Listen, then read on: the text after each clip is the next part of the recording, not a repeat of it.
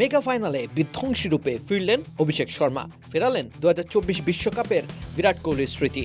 গোটা টুর্নামেন্ট জুড়ে যাচ্ছে তাই ব্যাটিং করা অভিষেক নিউজিল্যান্ডের বোলারদের তুলোধুনো করলেন, দ্রুততম 50 রেকর্ড করলেন, দলকে এনে দিলেন চিরচেনা উড়ন্ত সূচনা।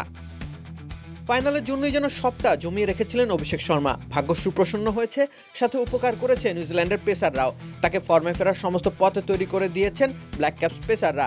অভিষেকের 22 গজে থিতু হতে প্রয়োজন হয় অফসাইডে ফুলার লেন্থের বল, সে বলগুলো করেই খাল কেটে কুমির এনেছেন ম্যাট হেনরিরা।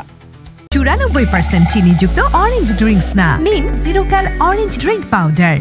আর সেই মঞ্চের উপর দাঁড়িয়ে দশম টি-20 বিশ্বকাপে দ্রুততম হাফ সেঞ্চুরির রেকর্ডটা গড়লেন অভিষেক। ধুন্দুমার ব্যাটিংয়ের চিরায়ত ধারা ফেরত এনে তিনি আহমেদাবাদে নামিয়ে আনলেন 2024 টি-20 বিশ্বকাপ ফাইনালের বিরাট কোহলিকে। পুরো আসর জুড়ে অফ ফর্মে থাকা বিরাট কোহলি আপন শক্তিতে জ্বলে উঠেছিলেন ফাইনালে।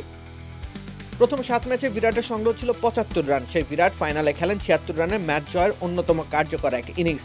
সেই একই পথে হেঁটেছেন অভিষেকও। পুরো আসরে 89 রান করেছিলেন 7 ম্যাচে, একটাই 50 তিনি হাঁকিয়েছিলেন জিম্বাবুয়ের বিপক্ষে। ধারণা ছিল তাকে ফাইনালের একাদশ থেকে বাদ দেওয়া হতে পারে, কিন্তু এমন ব্যাটিং দানবদের সবসময় সঙ্গ দিয়ে যেতে হয়। ভারতের টিম ম্যানেজমেন্ট সে কাজটাই করে গেছে, আর ফল ধরা দিয়েছে বিশ্বকাপের ফাইনাল ম্যাচে। সির্ফ 18 বলে 50 রানে গন্ডি পেরিয়েছেন অভিষেক শর্মা। তার ব্যাটের বেধম প্রহারে প্রথম পাওয়ার প্লেতেই ম্যাচ থেকে ছিটকে যাওয়ার উপক্রম হয় নিউজিল্যান্ডের।